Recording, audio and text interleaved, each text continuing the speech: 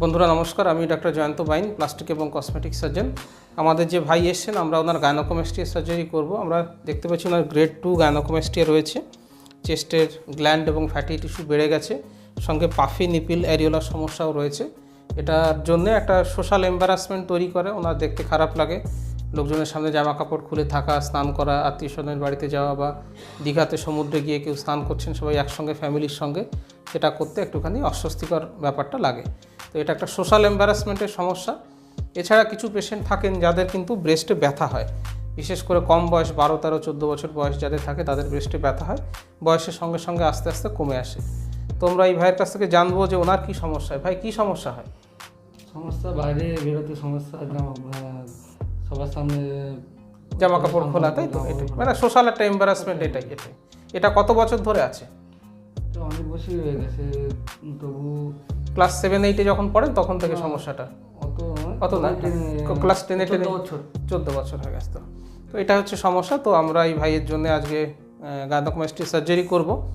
তো যেটা করা হবে, আমরা প্রথমে মার্কিং করব। চেস্টে দুটো জিনিস থাকে, একটা হচ্ছে মাসল, পেকটোরালিস মেজর মাসল। এটা আমি ধরতে পারছি, কোমরে হাত দিন, দুদিকে টাইট করুন। এটা হচ্ছে মাসল, সামনের দিকে পেকটোরালিস মেজর থাকে, পেছনে ল্যাটিসমাস ডরসি থাকে, এবং আমাদের এই হাতের এই অ্যাডাকশান মুভমেন্টটা এই মাসলটা করে, এই মাসল দুটো মিলে করে। তো এই মাসলের ওপরে ব্রেস্ট টিস্যুটা থাকে, এবং এই ব্রেস্ট টিস্যুটা মহিলাদের ক্ষেত্রে ডেফিনেটলি আরও গ্রো করে, পুরুষদের ক্ষেত্রে অতটা গ্রো করার কথা নয়, কিন্তু বিভিন্ন কারণে গ্রো করতে পারে। কেন গাইনোকোমাস্টিয়া হয় সেটা নিয়ে আমার আলাদা ভিডিও আছে, অবশ্যই সেই ভিডিও দেখে নেবেন। সেখানে গাইনোকোমাস্টিয়ার কারণ নিয়ে আমি ডিসকাশন করেছি, বাংলা, ইংরেজি, হিন্দি 3টি ভিডিওতেই রয়েছে, দেখতে পারেন।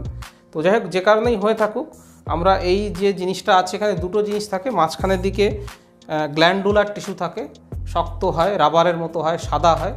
দেখবেন আমি যখন গ্ল্যান্ড বের করার ভিডিও করছি সেখানে দেখাচ্ছি সাদা শক্ত গ্ল্যান্ড থাকে। আর আশেপাশে হচ্ছে ফ্যাট টিস্যু থাকে।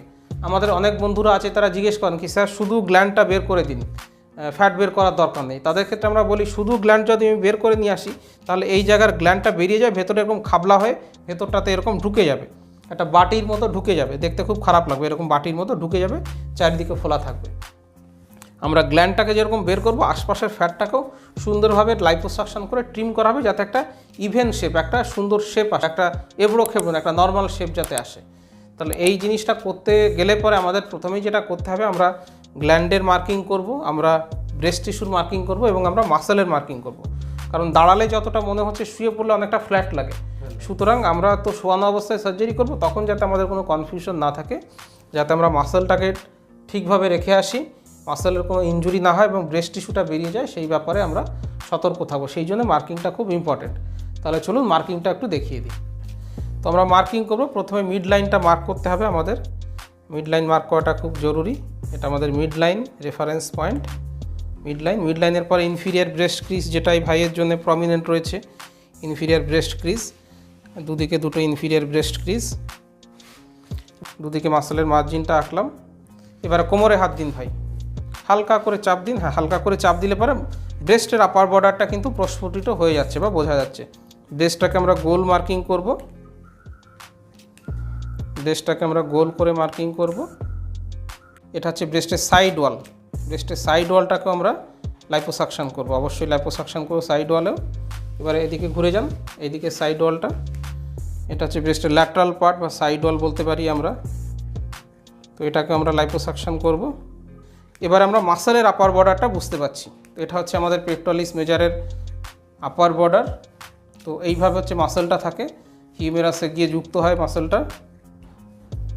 এবারে মাসেলটাকে আমরা স্কোয়ার মার্কিং করছি, যাতে বুঝতে আমাদের সুবিধা হয়, কারণ ওটিতে একবার শুয়ে পড়লে পরে সব ফ্ল্যাট হয়ে যায়। তো এটা হচ্ছে মাসেল। তো আমরা মার্কিংটা কমপ্লিট করেছি, গোল করে ব্রেস্ট টিস্যুর মার্কিং করেছি, এবং এটা হচ্ছে মাসেলের মার্কিং করেছি। ফলে আমাদের কোনো কনফিউশন থাকবে না। এবং আমরা এই অ্যাক্সিলাতে এখানে একটা ফুটো করব, যাতে এটা ঢাকা থাকে, অ্যাক্সিলাতে কোনো দাগ বোঝা না যায়। অ্যাক্সিলাতে ফুটো করা হবে, সেখান দিয়ে পুরো চর্বিটা বেরিয়ে যাবে। আর নিপিলের এখানে ছোট্ট একটা কাট করে আমরা গ্ল্যান্ডটাকে বের করে আনবো।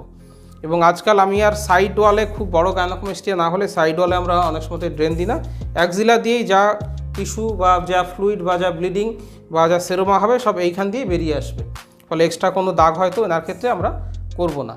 তো আমরা গ্রেড 2 গাইনোকোমাস্টিয়া রয়েছে এই ভাইয়ের, আমরা মার্কিংটাকে দেখালাম এবং মার্কিংয়ের র্যাশনালিটি কী, কেন আমরা গোল মার্কিং করছি, কেন স্কোয়ার মার্কিং করছি, কোনটা ব্রেস্ট টিস্যু, কোনটা মাসেল, কোনটা আপার বর্ডার, কোনটা ল্যাটারাল বর্ডার, কোনটা ব্রেস্টের লোয়ার বর্ডার, কোনটা ব্রেস্টের সাইড বর্ডার, সবগুলো আপনাদের বুঝিয়ে বললাম।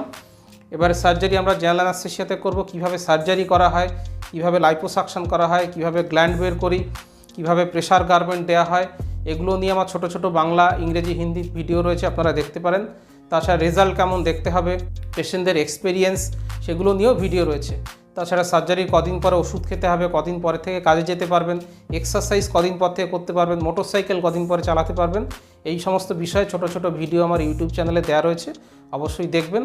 এবং এই ভিডিও সম্বন্ধে যদি কিছু বলতে চান, কোনো প্রশ্ন থাকে, নিচে কমেন্ট বক্সে এসে কমেন্ট করতে পারেন, বা নিচে আমার হোয়াটসঅ্যাপ নম্বর রয়েছে, সেখানে চেস্টের ফটো পাঠিয়ে দিলে আমি আপনার কোন গ্রেডের গাইনোকোমাস্টিয়া, কী করতে হবে, কী খরচ হবে, সমস্ত ডিটেলস বলে দেবো।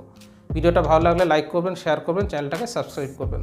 ভিডিওটা দেখার জন্য ধন্যবাদ, নমস্কার।